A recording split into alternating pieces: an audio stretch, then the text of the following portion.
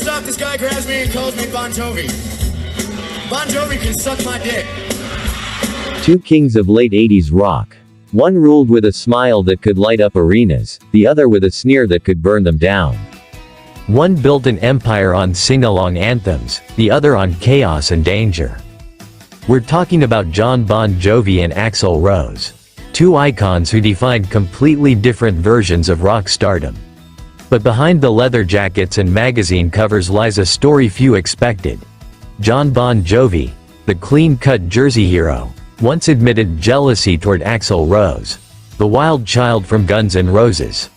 Was it about success, about fame, or about how the media worshipped Axl's every move? Today we're breaking it all down, on Rock Fame Diaries. The late 1980s. Rock and roll is on top of the world. Bon Jovi are everywhere, platinum albums, MTV domination, stadium tours that look like parades.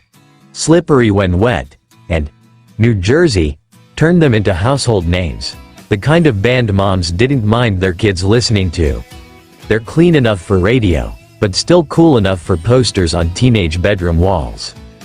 On the other side of the spectrum, Guns N' Roses.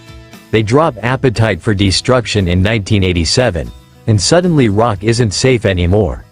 It's dangerous again. Axl Rose storms onto stages barefoot, snarling lyrics that feel like a punch in the chest. GNR aren't arena pop. They're chaos, controversy, and raw, unfiltered rebellion. The media seizes on this. They start painting a picture. Bon Jovi versus Guns N' Roses. Polished versus gritty. Safe versus scandalous. And soon, those comparisons aren't just headlines, they're fueling real tension. December 1987. Guns N' Roses are opening for Alice Cooper. Axl, already known for having a short fuse, hears someone compare him to Jon Bon Jovi, calling him a Bon Jovi look-alike. That one insult is enough to set him off. The very next night, on stage, Axl lets it rip in front of the crowd. Bon Jovi can suck my dick.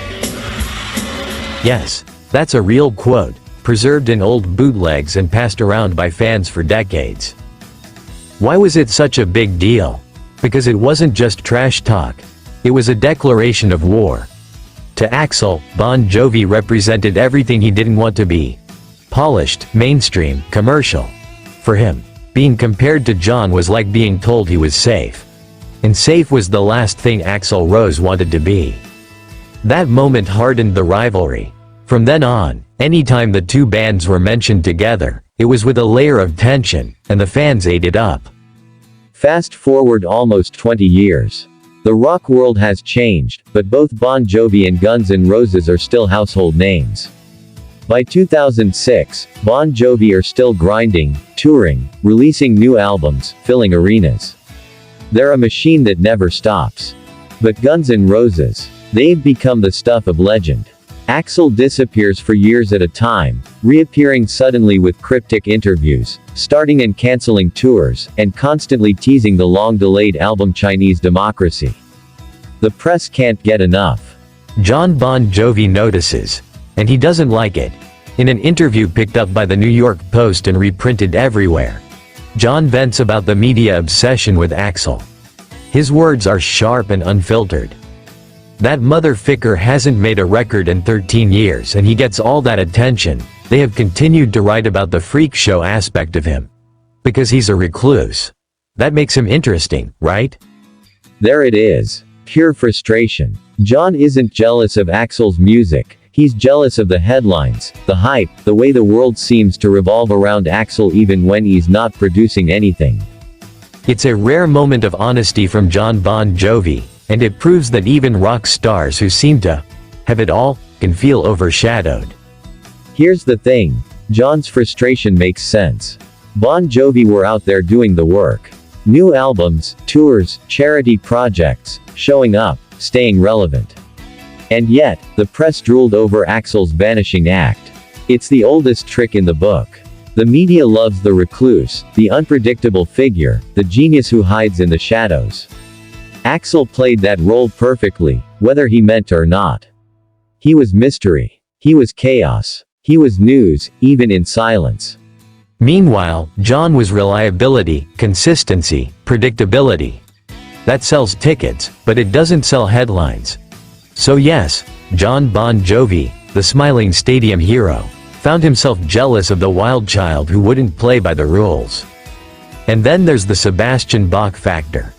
The former Skid Row singer was caught between both worlds. Bon Jovi's management had helped discover Skid Row, so Bach had ties to Jon. But in the 2000s, Bach became close with Axl, even joining Guns N' Roses on stage.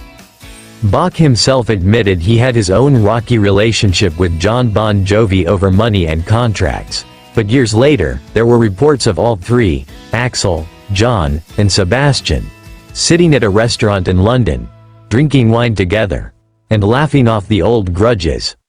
Bottles were emptied, stories were shared, and for a moment, the rock world seemed a little smaller, a little friendlier. It didn't erase the past, but it showed that time and maybe a few glasses of red wine could cool even the fiercest rivalries. So was Jon Bon Jovi really jealous of Axl Rose? The answer depends on how you define it. He wasn't jealous of the music. Bon Jovi were one of the most successful rock acts of all time. He wasn't jealous of Axl's lifestyle. Jon had fame, fortune, and stability. What he was jealous of was attention. The way the media fawned over Axl's every move, even when Guns N' Roses weren't producing new material. Jon's words from 2006 make it clear. It wasn't about music, it was about the circus surrounding Axl. But of course, the tabloids spun it differently. Jon Bon Jovi is jealous of Axl Rose.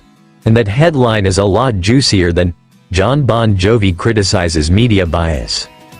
Now here's the big question. Who won the battle of legacy? The truth is, both did. Bon Jovi built a bulletproof career with countless hits. Songs like Livin' on a Prayer and It's My Life that will be sung for generations. They became the soundtrack of working-class America and a global stadium phenomenon. Guns N' Roses, on the other hand, didn't need a massive catalog. With Appetite for Destruction, they dropped a bomb so powerful that it rewrote the DNA of rock music. Axl Rose, for better or worse, became the face of danger in rock. Different approaches, different legacies, both unforgettable. So yes, Jon Bon Jovi once admitted his frustration, even his jealousy, over the attention Axl Rose commanded. Axl once dismissed Bon Jovi on stage with a sneer. And somewhere in between, they shared wine and laughter, letting time bury the hatchet. What does that tell us? That even legends, even icons, even rock gods, are still human. They feel envy, rivalry, resentment, and sometimes, reconciliation. If you loved this deep dive into one of rock's most surprising rivalries, make sure to hit like, subscribe, and ring the bell for more stories like this. This has been Rock Fame Diaries, where legends live, and their stories never die. God bless.